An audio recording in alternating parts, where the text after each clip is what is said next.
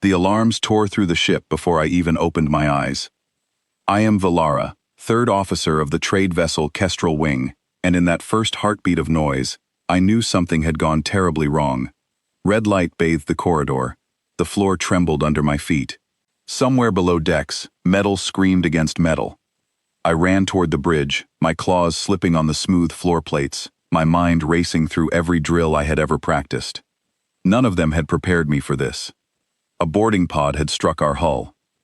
Raiders, scavenger crews from the outer belt, the kind that stripped ships bare and left the crew drifting in the dark.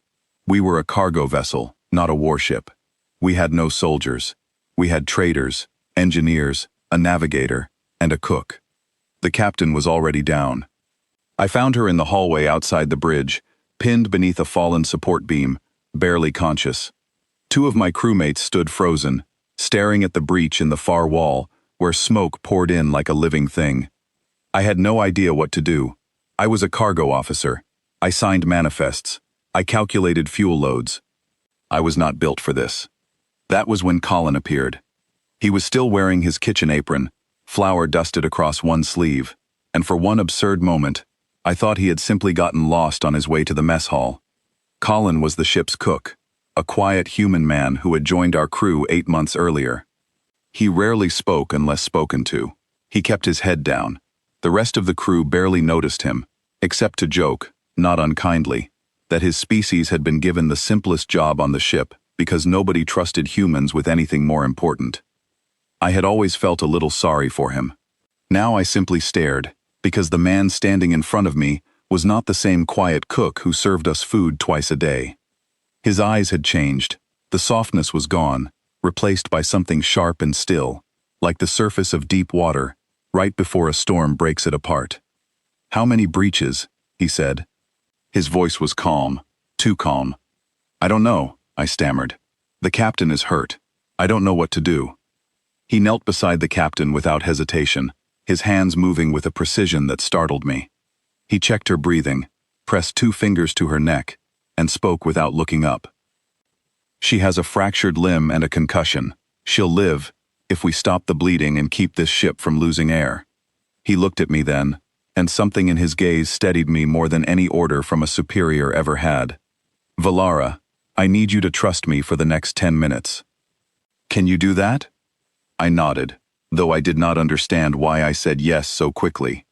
He tore a strip of cloth from his apron and wrapped it around the captain's leg with practiced speed.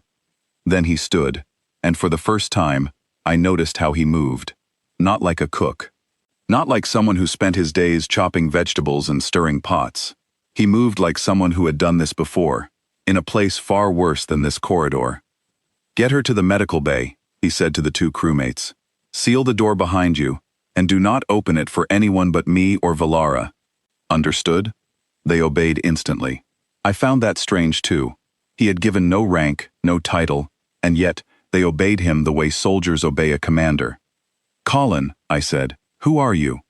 "Right now, I'm the person keeping this ship in one piece," he said. "Questions later. Follow me."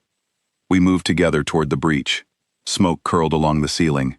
Somewhere ahead, I heard voices that were not from my crew, low and rough, speaking a dialect I recognized from old warning broadcasts.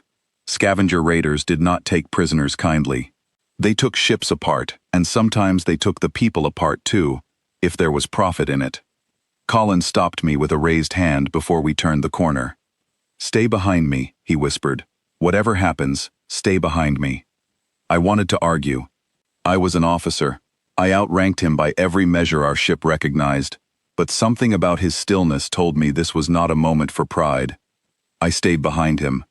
3 raiders came around the corner, armed with cutting tools repurposed into weapons, their suits scarred from years of hard use. Colin did not run. He did not freeze the way I had frozen minutes earlier. He stepped forward, positioned his body at an angle I did not understand yet, and moved. I will not pretend I understood everything that happened in the next few seconds. It happened too fast for my eyes to follow cleanly.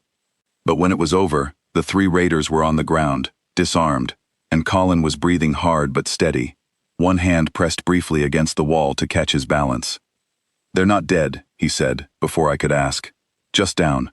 We don't have time to worry about them right now. The reactor room is my real concern. The reactor room? I repeated. Why? Because if they're smart, and raiders usually are, they didn't come here just to steal cargo. They came to knock out your engines so you can't run. That means someone is already down there. He was right. Of course he was right. We reached the reactor corridor to find 2 more raiders attempting to override the containment controls, the very controls that kept our ship's core stable. If they succeeded, we would not simply lose power. We would lose the ship, and possibly our lives, in the resulting overload. This time, Colin did not tell me to stay back. He looked at me, and in that look, I understood he needed a partner, not a bystander. There's a manual lockout switch behind the panel to your left, he said quickly. Small, red, easy to miss. The moment I move, you get to it and you hold it down, no matter what you hear behind you. Do you understand? I understand, I said, and for the first time in my life, I meant those words with my whole body. He moved into the room first, drawing the attention of both raiders toward himself.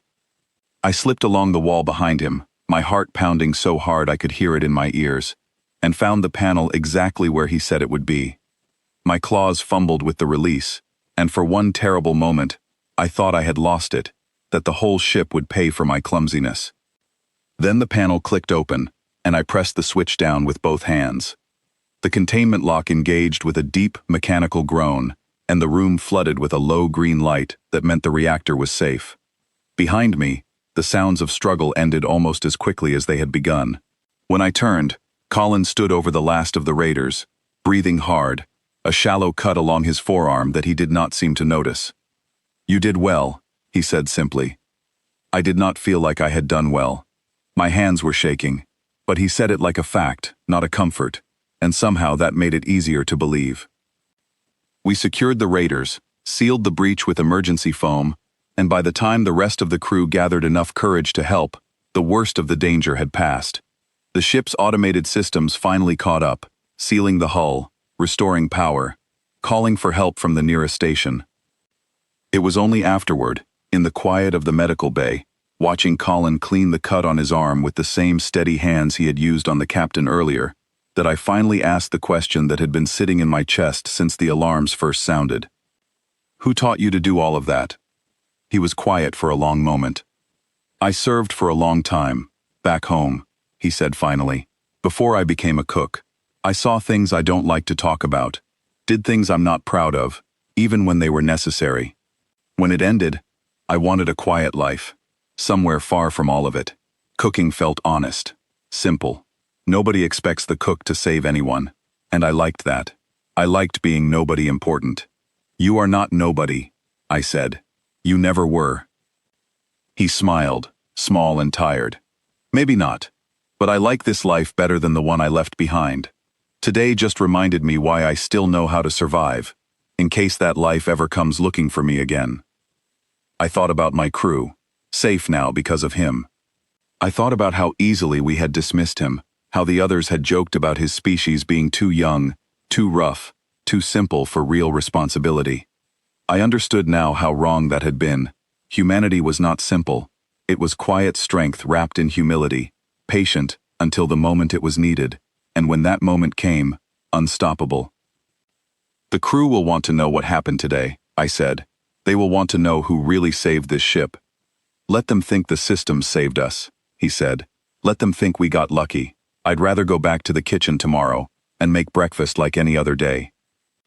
I looked at him, this quiet man who had walked into danger without hesitation, who had guided me through the worst hour of my life with nothing but calm words and steady hands, and I made a decision.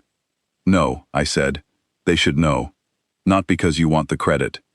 Because they need to understand what you are, so they never make the mistake of underestimating you again, or your people." He did not argue further. Perhaps he understood that some truths, once seen, cannot be quietly folded away. The captain recovered within the week. The raiders were handed over to station authorities. Life aboard the Kestrel wing slowly returned to its normal rhythm. Meals served twice a day, cargo logged, routes charted. But something had changed, quietly and permanently. The crew no longer joked about the cook's simple job. When Colin walked the corridors now, they nodded to him, the way they nodded to officers, with real respect. And I, who had once felt only pity for the quiet human in the kitchen, found myself watching him with something closer to wonder. He was still just the cook, in title. He still wore his apron every morning, still hummed quietly while he worked, still preferred the quiet corners of the ship to its busy bridge. But I would never again make the mistake of thinking that quiet meant weak, or that humble meant unimportant.